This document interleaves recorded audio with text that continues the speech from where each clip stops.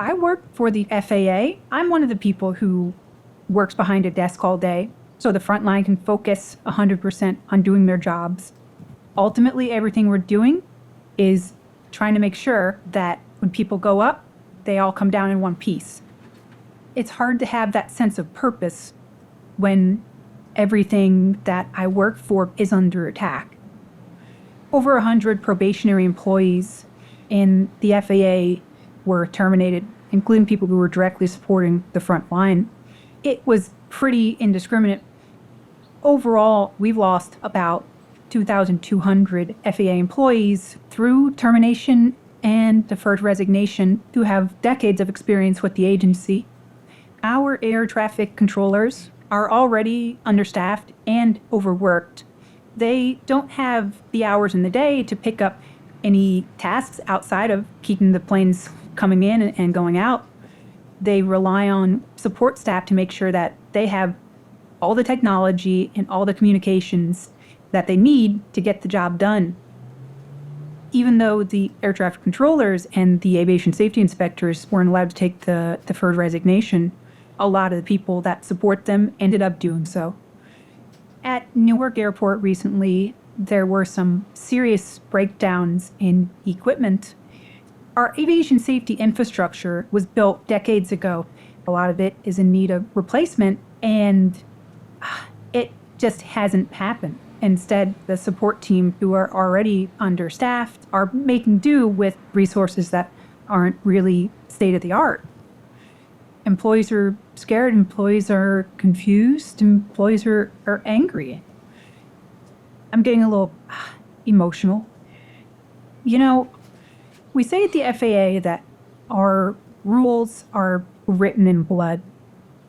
And what that means is every rule that we have to regulate air traffic control and pilots, every single one of those was created because there was a disaster and people died. We have people coming in to FAA now saying they know a better way to do it when they don't even know why FAA does things the way it does. The rules are not written in crayon for people to come in and try to haphazardly change things without recognizing that when things were done a different way, people died.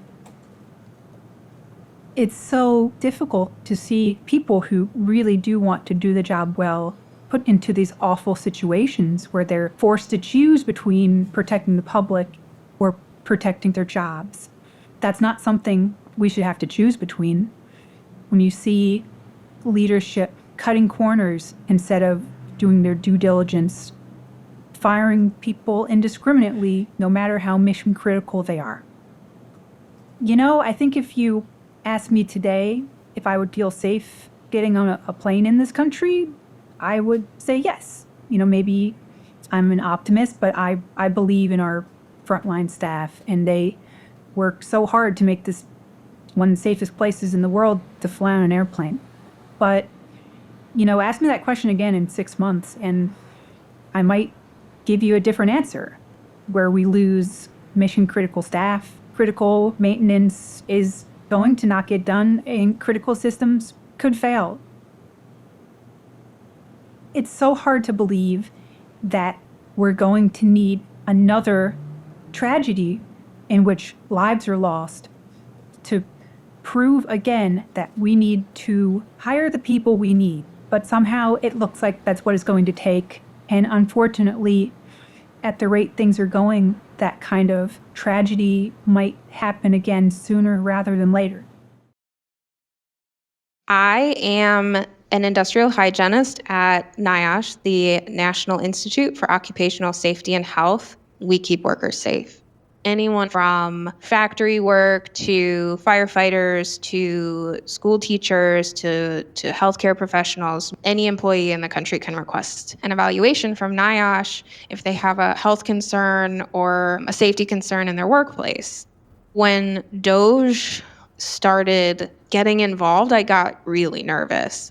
So I'm driving and it's on a Tuesday. And the guard comes out to greet me at the scanner where we badge in. And she was like, "Do you need a hug?" And I was like, "Oh God, what happened?" And she was like, "Go inside."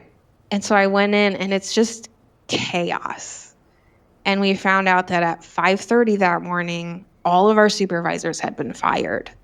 Maybe it's naive of me, but I thought at least our program, the Health Hazard Evaluation Program, would be safe because it's actually part of the congressional mandate that created NIOSH and OSHA in the first place. So not having it is not legal. The impact of this is going to be so detrimental to the American worker. NIOSH houses so many programs. We have the firefighter fatality investigation team and the mining branch who performs black lung screening for free. We've gone to meat processing plants, looking at ergonomic issues, like to see if there are problems with repetitive motion causing injury. We do a lot of work with construction. Silica dust is a common one for that. We'll look at noise exposure. If you've ever seen an N95, it has a NIOSH stamp on it because we have tested that respirator and said, yeah, it filters out exactly what it says it does. They're trying to bring more factory work back to the United States. And if you're removing the people who can help you set that up in a safe way, you're going to end up with a lot of really sick people. By getting rid of NIOSH, you're looking at a huge increase in healthcare costs, in healthcare burden on the country. I think somebody calculated it out, and to fund NIOSH for an entire year, it costs $2.20 per worker per year. And I think that's a bargain. And without NIOSH, I really think that people are going to die. I work for Veterans Health Administration, or VHA. We provide care for millions of veterans. I worked in an outpatient clinic for over 15 years. The services that we provide are so critical. It is critical for the veterans to receive care through providers that are trained to work with people who went through military experiences and traumas.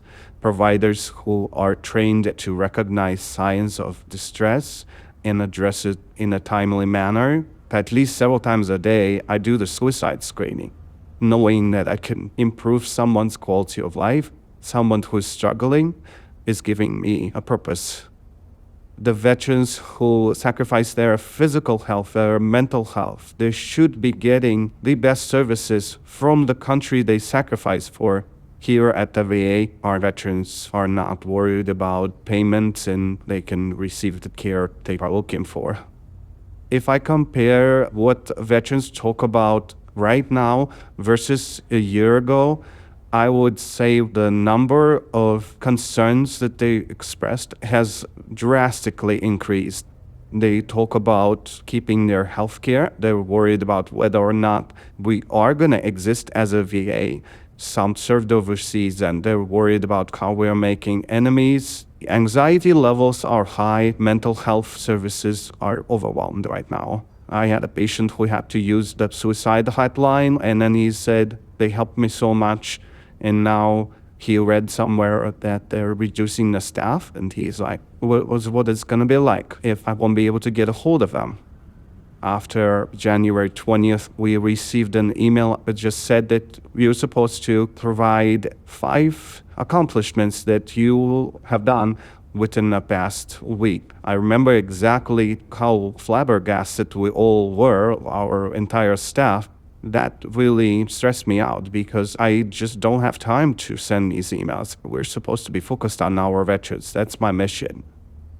I am someone who grew up in a communist country, and I'm seeing the signs here that reminds me of those experiences. At work, I see that people whisper more. I also see people who are reporting and are encouraged to report on other people. Why are we encouraging such culture where people are afraid?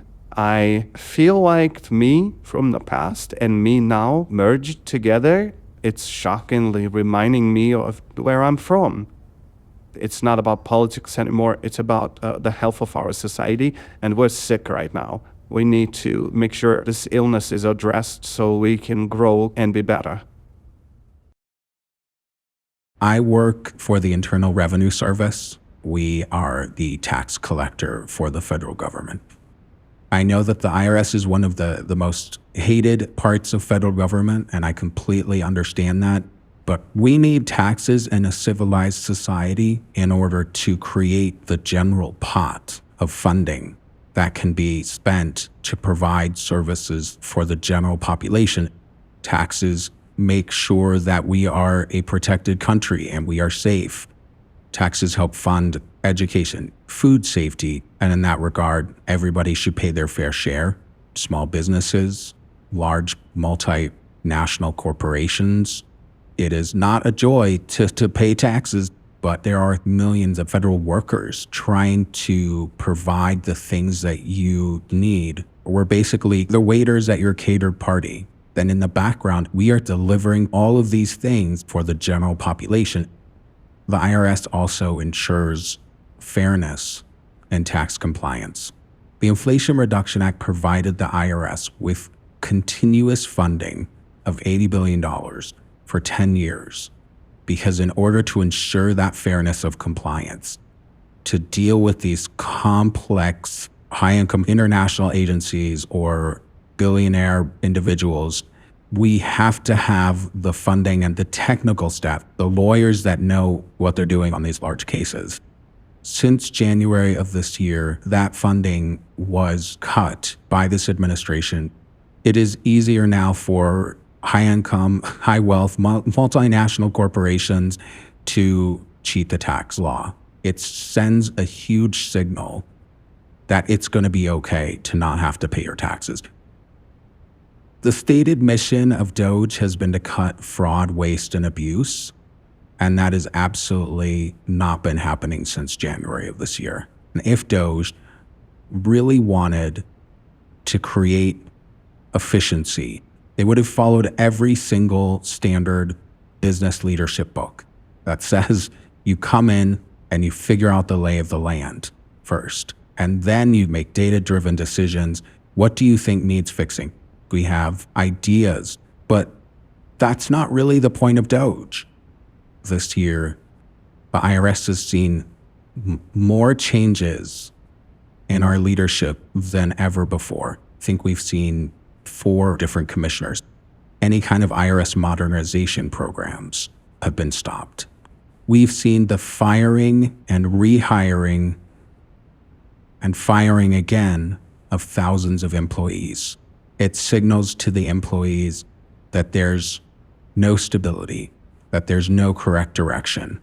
It's 100% detracting from the actual mission of the IRS, the filing season.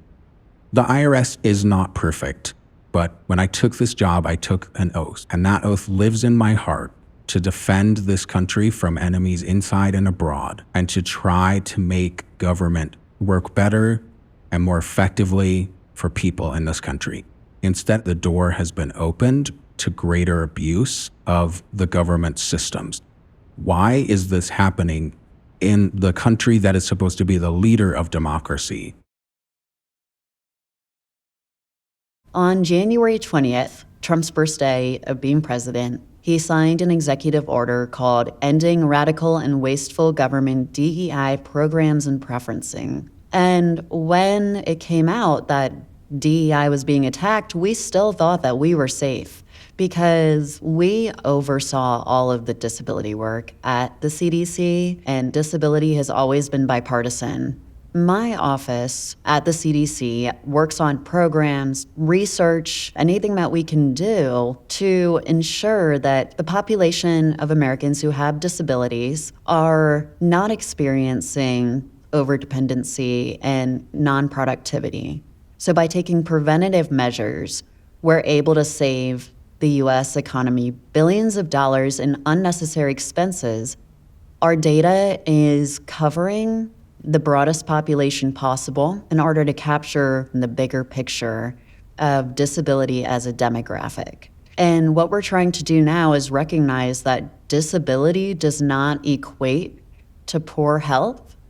One of the most frustrating things is that the words diversity, equity, inclusion, they are all necessary words for us to use. Even the word bias, which has become, one of those dirty words, you have to use the word bias in research because you have to acknowledge bias and account for it through statistical analysis. You can't have disability without diversity because there are so many different types of disabilities, and you get into intersectionality, which is also a word that we're not supposed to use anymore. But all that means is that somebody with a disability is also Black, is also an immigrant.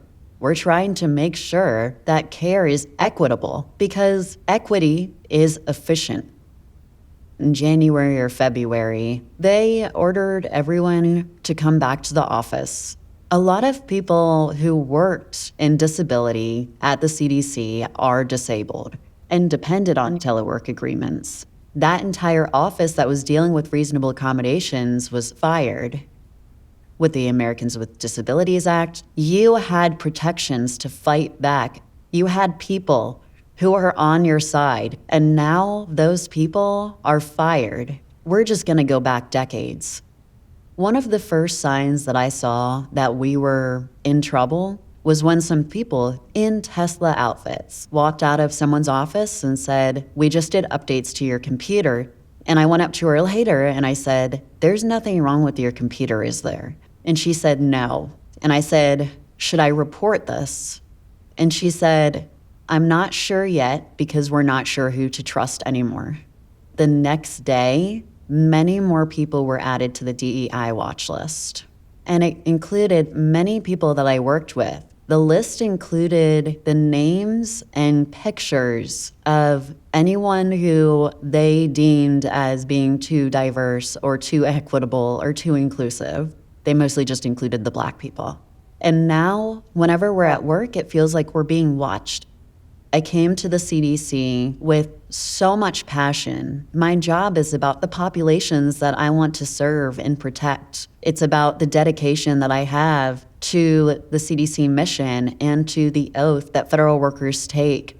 That's supposed to be bipartisan. It's supposed to be unbiased. I never wanted to be involved in any kind of media or anything. I just wanted to do science.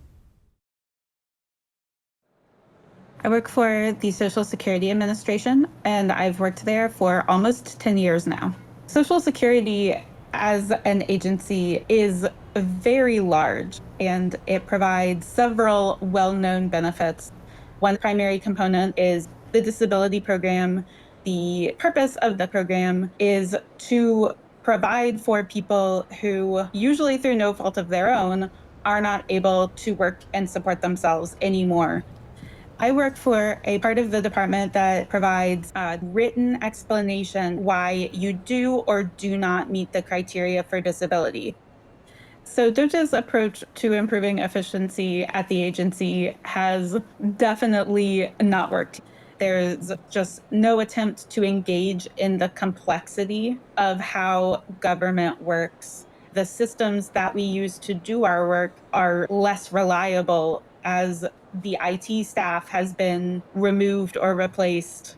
Where people have been feeling the effects so far is in the wait times for both the telephone line and the field offices, and the website has crashed. It takes several years of doing this work before you have a really solid understanding of how to do this job effectively. And it is going to take a long time to recover the personnel that we have lost and the experience that we have lost. The data that Social Security collects is incredibly sensitive data. And that includes everywhere that you have ever worked, how much that you've made, people who apply for disability. That includes all of the medical records that you supply in support of your application. So we have this data on the whole country, and we've created all of these procedures to make sure that the public can trust that we're not doing something sketchy with it. There are all of these different security protocols in place, and it is comprehensive. I can't look at my own data in the agency databases because that would be an improper access of data. When DOGE came to the agency, they were not following all of these protocols. DOGE essentially expected to get the same free rein in systems that you might be able to get at a private company if you had high enough access. There have been quite a lot of allegations of fraud and abuse. The suggestion was that there are all of these dead people on the Social Security rolls, and that's why Social Security is struggling. That is just not true. And we know it's not true because the Social Security Administration has a very zealous, very effective Inspector General's office. And their job is finding abuse of the programs, and they're very, very good at their jobs. It is incredibly ironic that you come into an agency saying that you want to identify fraud, waste, and abuse, and then you terminate the person who is in charge of looking for those things. Since the Trump administration has arrived, it's just a daily attack of unpredictability. Literally nobody could give us answers. I work for the EPA. The Environmental Protection Agency's been charged by Congress to protect the environment. That includes our air, that includes our land, that includes our water. We're supposed to make sure that our citizens, our people, are safe from deadly contaminants. I spent about 6 years in the military, and I got out to go back to school. I realized I wanted to get into environmental science. I'm in the water division. Our job is to make sure that public drinking water is safe. It's just such a vulnerable resource that we take for granted every day. And, our role at the EPA is to make sure that we can maintain that vulnerable resource to make sure that water's clean and prevents us from getting sick. There's a lot of this scrutiny over wasting taxpayer dollars, but in reality, we're doing everything we can to make sure that money is being appropriately spent on things that matter. There are 90 different contaminants that the Safe Drinking Water Act regulates, like forever chemicals, because they don't degrade and they don't wash away. The Midwest, nitrates are a big one. From agricultural practices, there's a lot of manganese and copper mines that leach into the different rivers and streams and, end up making it to our water system and contaminating the water, so that has to be treated. They're slashing government funding, firing career employees.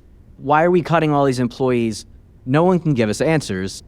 Our water, our air, our land are protected by people, and it doesn't magically happen that these programs exist and people are healthy. The environmental justice employees are the ones that are protecting our most vulnerable populations, and they're going to be let go because of Trump's DEI agenda. Environmental justice isn't a buzzword that's meant for political advantage. In wealthy, affluent neighborhoods, you don't find, garbage dumps. You don't find factories. You don't find cancer alleys. Environmental justice is a science. We're making sure that these polluting industries don't get away with it scot-free. You create this excess of knowledge, there's not going to be these scientists to protect the people from deadly contaminants. People forget that federal workers are also taxpayers, and I can assure you and everyone else that as taxpayers, we don't want what they're doing. DOGE is harming the public. It's harming the taxpayers.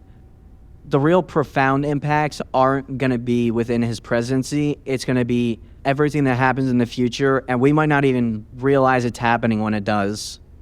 That's what's keeping me up at night. When the administration came in, they literally co-opted the U.S. digital services and fired a lot of people. And they're like, this is now called DOGE. That is when I personally began to feel the effects of DOGE sort of being in my life as a Fed. I work for a operational division under Health and Human Services that administers healthcare.gov.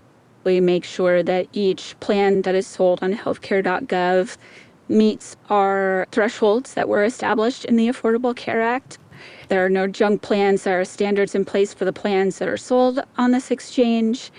Things that I think a lot of people like, such as allowing your dependents to be on your plan until they are 26 years old, not allowing insurance companies to deny you coverage because of a pre-existing condition, those sort of protections that I think Americans are accustomed to, but really could be taken away at any moment. I work with a group whose job is to eliminate fraud, waste, and abuse, particularly around companies in the marketplace who may be fraudulently enrolling consumers or selling plans that aren't really plans. And we lost a third of our staff and won't be able to hire anymore. If we really wanted to be rooting out fraud, waste, and abuse, I would not be cutting the staff of divisions whose sole job is to eliminate fraud, waste, and abuse. We lost, in my department, about 200 probationary employees. Most of them were really young folks just getting their start in their government careers. Many of them were in the Presidential Management Fellow Program, which was designed to bring private sector talent into the government. It has since been eliminated. I remember when the executive order for DEI first came through, and then came the requests for the scrubbing. We were instructed to scrub the words minority, minority-owned, diversity, gender-affirming care, trans, bisexual from the healthcare.gov website. The list was very long. My favorite one was woman and woman-owned. I really just couldn't believe that this was happening. I'm like, what do you mean we can't say women? I have girls too, and do I want to try to explain to them that America doesn't identify the unique concerns and health needs of women? That has also been incredibly disheartening. People think that feds just kind of like clock in, clock out.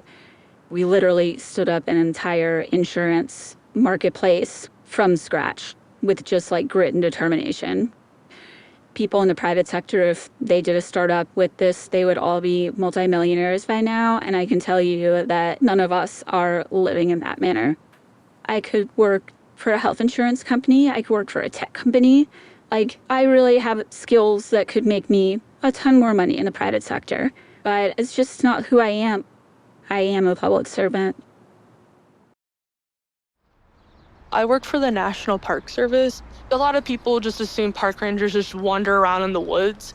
This agency protects nature and wildlife, land and history.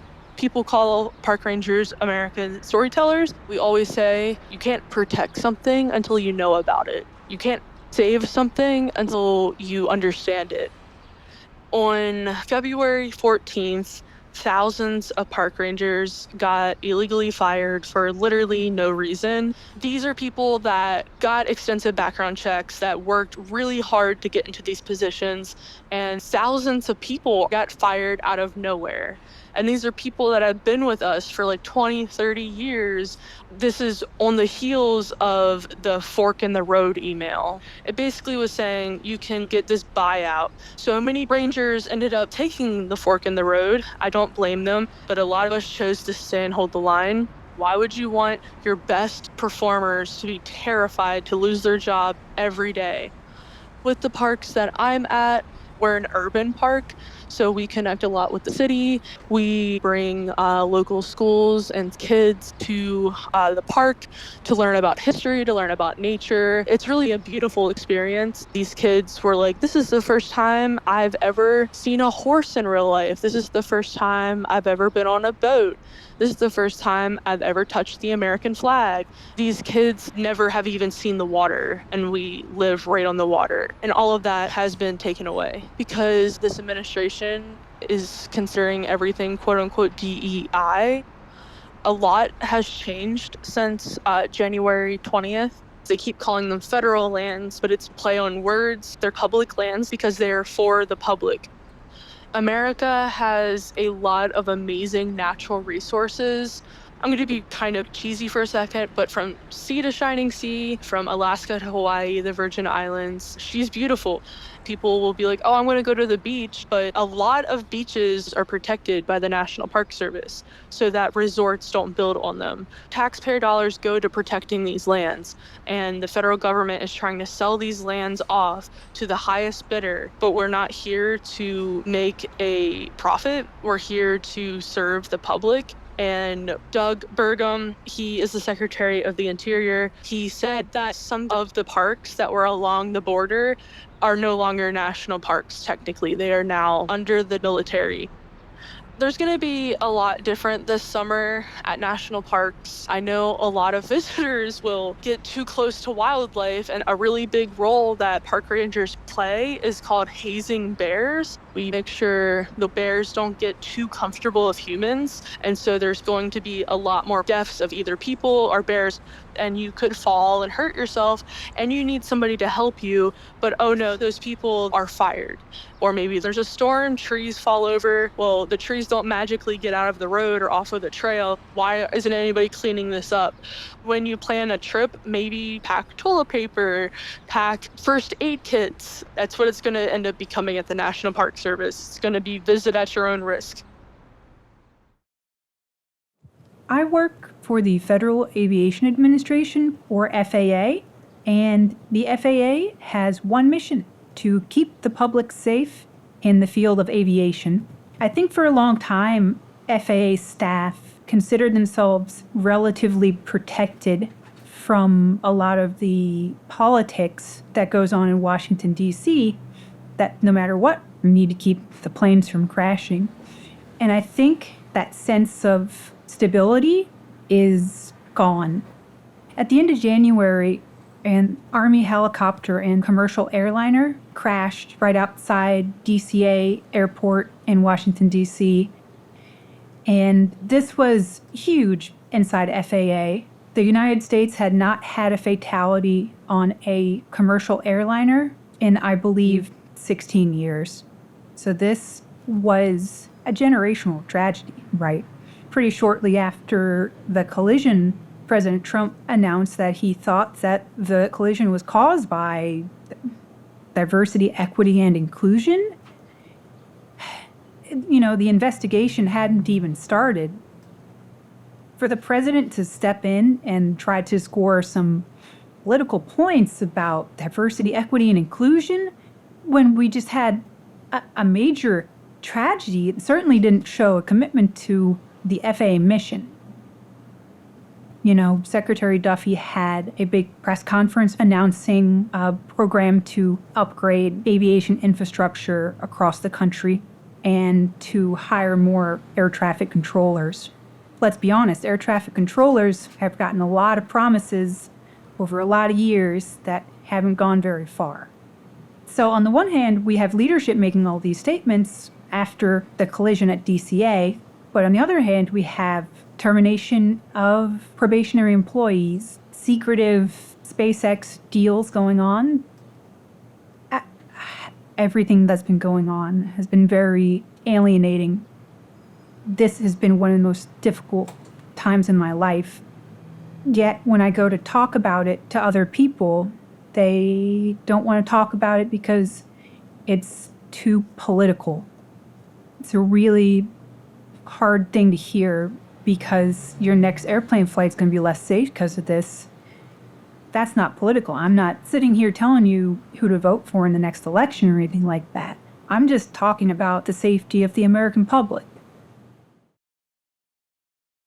I started at the FDA 12 years ago. The FDA is part of the Health and Human Services Department and is a regulatory agency that regulates drugs, medical devices, food, tobacco, and veterinary medicine.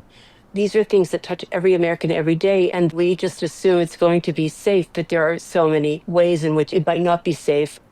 I don't think we were prepared for the extent to which this would be different.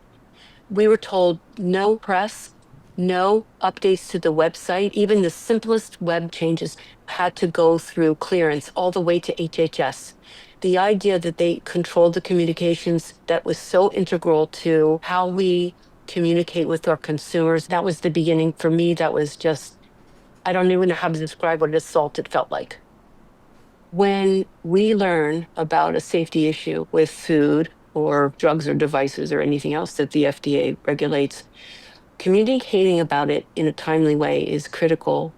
If the FDA can't communicate about a safety issue, who would they rely on to do so? We are the source of information to consumers and stakeholders about issues that come up with food and other FDA regulated products. The amount that we have to communicate is mind-boggling. And if these communications are not available, then I think the danger is that people won't know what to trust.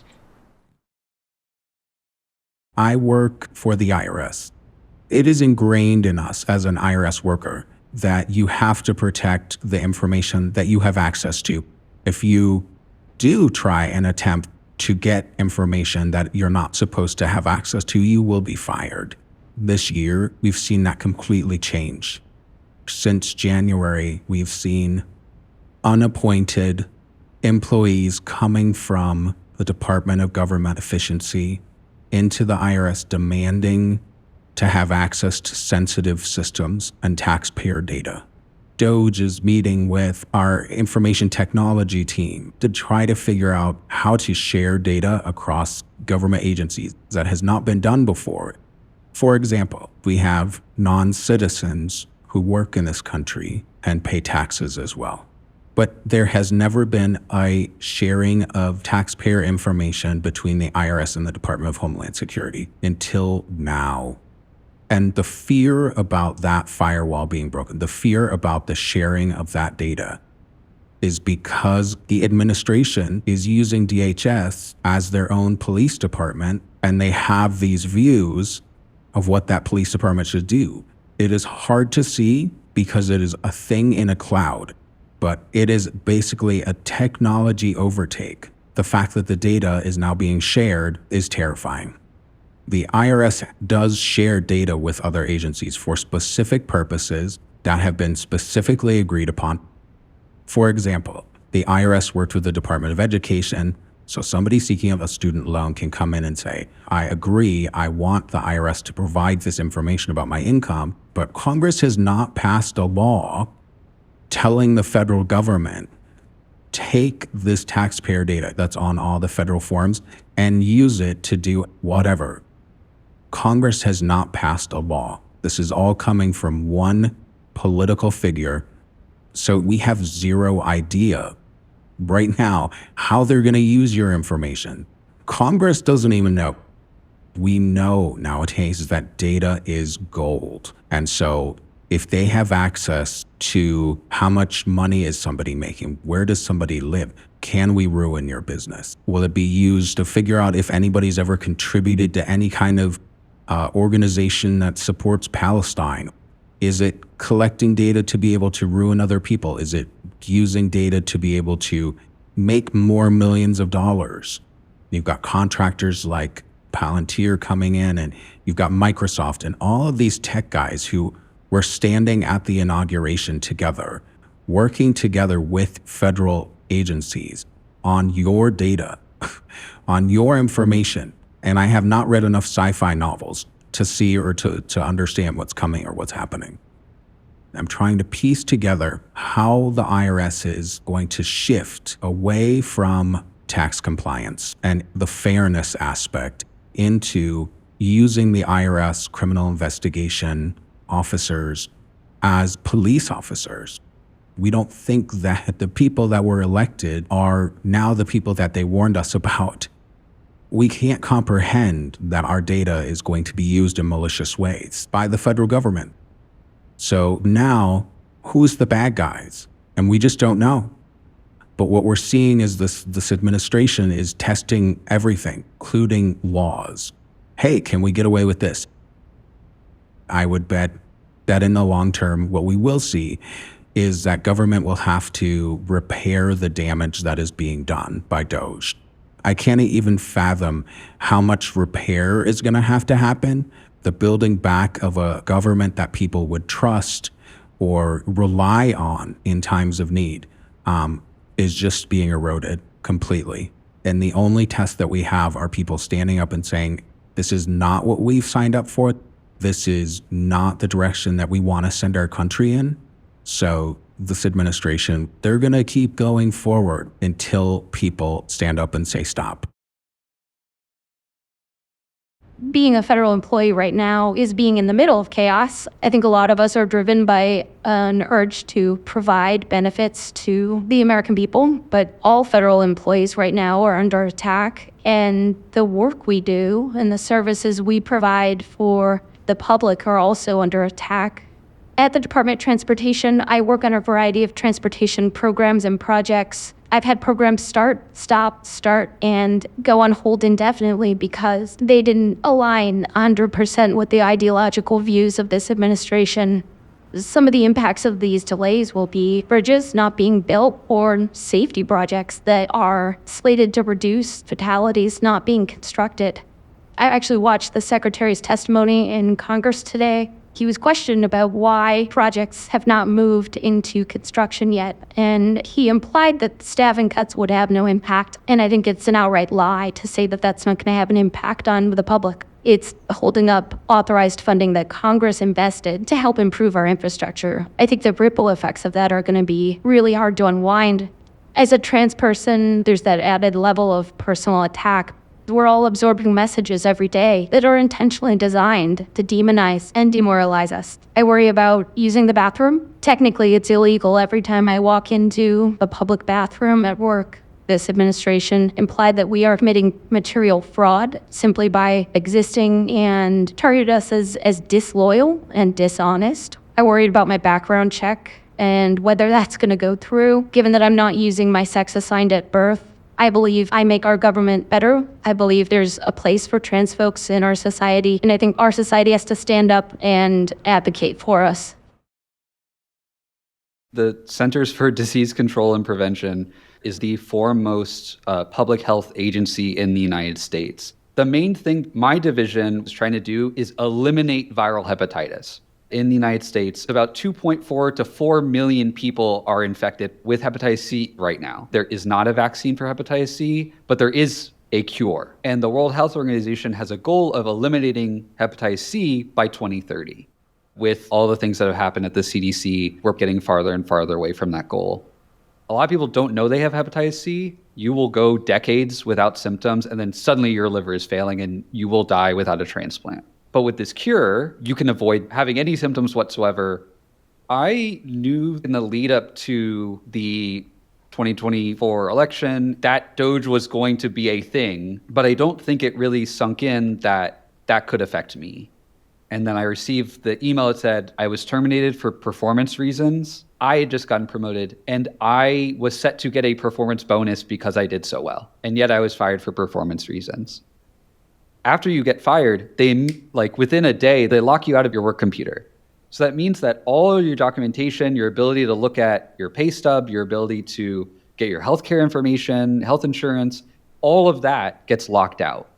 So there's this huge panic for weeks. What information do I need? What documents do I need to download and send to a personal computer or my phone or what? The lawyers who were trying to give us advice and help us and do class action lawsuits, they're like, this has never happened before. No one has mass fired probationary employees for, and I'm using air quotes here, performance reasons, which was ironic because almost everyone I know had just gotten promoted. Tons of people are panicking. They just moved for this job. They started a family. I've been on indefinite paid admin leave. I'm technically still employed, but I've been locked out of my computer the whole time and unable to work. It's weird to me that DOGE and the decisions that have been made in the sake of efficiency are essentially having me just sit here and do nothing while my job is going undone. With the firing of a lot of people in my division, what should be a 6-person team handling 5 different diseases is now just 1 person. There's a very, very real risk that people with these diseases will go unnoticed and untreated, and it will eventually kill them. So what terrifies me is if the CDC no longer funds this work, there is no one in the United States looking and testing for hepatitis C. It's already an epidemic. It can only get significantly worse. If you wanted to increase the efficiency of the government, there's hundreds of thousands of things that you could do. The very last thing you would do is fire people, because there are folks at the CDC and all over the federal government who have been in their jobs for decades. You cannot replace them with AI. You cannot replace the number one expert on earth with anyone else. If we stop doing that work, if we stop preventing people from getting sick, the cost monetarily is humongous. As we've seen with measles especially, it would have cost in Texas $68,000 to vaccinate all of the kids who end up getting infected. It now costs in the millions of dollars to treat them for measles, and some of them will die. That is an untold amount of human suffering. You can imagine, the cost in millions and billions of lost economic productivity, of whole industries just not being able to find people to work. That's the whole point of the CDC, is looking out for the whole nation's health. And if no one is doing that, you are at risk. One of the big things that I've seen in the media is that for a lot of folks, the federal government is kind of just a bunch of people pushing papers around. But I really want to emphasize the people who have been fired were protecting you from diseases that I'm glad you don't know about. It is a better America if you don't have to worry about those things. So the Trump administration and DOGE have most definitely targeted the National Oceanic and Atmospheric Administration, or NOAA. NOAA is most known for a national weather service that does weather and hurricane forecasting and tracking. My part of the agency is focused on the management of marine and coastal resources, giving communities in coastal areas information about how to keep their people safe, keep their property safe. We do research to inform communities about where to build, where to put their critical services like hospitals or schools. The Bureau, in particular the Coastal and Marine Management, helps make informed decisions about how to best manage the resources that everybody can benefit from, so that there'll be resources there for our children in the future. I presently do still have a job with NOAA. We're all waiting to learn the fate of our individual positions, as well as our agency and our programs. They rapidly shut down pretty much every avenue to execute our work, including terminating our probationary employees. A number of projects have simply been eliminated.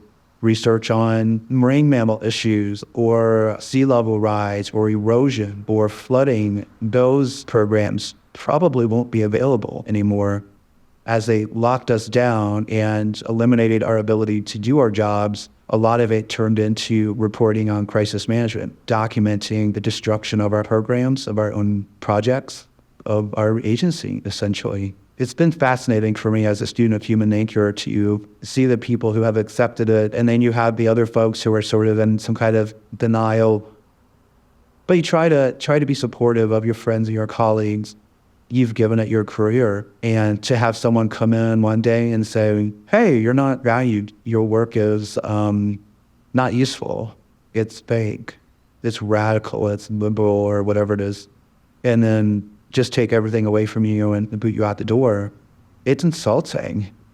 I am a scientist myself. Science brings to the table in law and policy making an informed and objective rationale for making decisions. Science is dangerous because science is truth, and science provides factual information, and it also is democratic because it highlights the impacts to everyone and not just the chosen few. We have a variety of different groups in the Bureau that do research on climate change. NOAA has been a leader internationally on climatological research. Our work models and measures and predicts and forecasts natural hazard events so communities and individuals can understand what their own risk is. It impacts farmers, it impacts people who live in cities who get hot, and it impacts aquaculture, and it impacts people who want water and need water in the West. NOAA is a science agency, and the scope of data that's created in the agency is massive. And who will safeguard that data for the future? Nobody will. It will be unprotected, and it will be susceptible to loss, for sure. This administration is very well known for getting rid of evidence and lying about things and pretending that one thing is reality when we all know it's actually not. I have every reason to believe that this administration will destroy as much as they can, as quickly as they can, to make sure that it doesn't see the light of day. If you get rid of all of the infrastructure and the science and all of the people who have dedicated their lives to trying to help the nation negotiate some very complex problems, those problems are going to be much worse. And you're setting this nation up for just disaster, really. I work for the FAA, which also regulates commercial space launches. When a private business sends a commercial space launch up, we need to make sure that there are no airplanes in the vicinity. Obviously, there's a potential conflict of interest with Elon Musk coming into FAA. I think there was a lot of surprise and concern when it was revealed that SpaceX had embedded several employees in FAA to inspect our systems and ultimately recommend that FAA abandon a contract it had already made with Verizon and instead use Starlink satellites. Starlink satellites, of course, being owned by SpaceX. It was very hush-hush. It didn't really go through the kind of typical channels that something like that would. You know, we have a process for determining who gets to do a contract, who's going to do it in the way that best supports our mission, public safety. We don't do this to make things more efficient. We don't do our jobs to make things go faster. We do this to keep people alive. That's the whole mission. So for SpaceX to come in without having to prove that they're going to do it the best, that's actually bad for safety. DOGE is making public services worse, is making the American public less safe, and it frankly is going to cost the American taxpayers more money. DOGE is putting SpaceX into the FAA because Elon Musk owns SpaceX and he wants his company to make more money. DOGE is not eliminating waste, fraud, and abuse. DOGE is one of the worst creators of waste, fraud, and abuse in American history. We have Department of Transportation Secretary Sean Duffy saying that there's going to be a reduction in force coming. Employees just do not have confidence that our leadership is going to support them. And I'm certainly not staying for the job security. I'm certainly not staying for the pay. I'm staying because people rely on the FAA to keep us safe when we get on airplanes. Every day when I walk into my office, I put my hand over my heart and I read the federal oath of office. I do solemnly swear that I will support and defend the Constitution of the United States against all enemies, foreign and domestic, that I will bear true faith and allegiance to the same, that I take this obligation freely without any mental reservation or purpose of evasion, and that I will well and faithfully discharge the duties of the office on which I'm about to enter. So help me God. When I see some of the decisions that our leadership makes, I wonder how seriously they take their oath.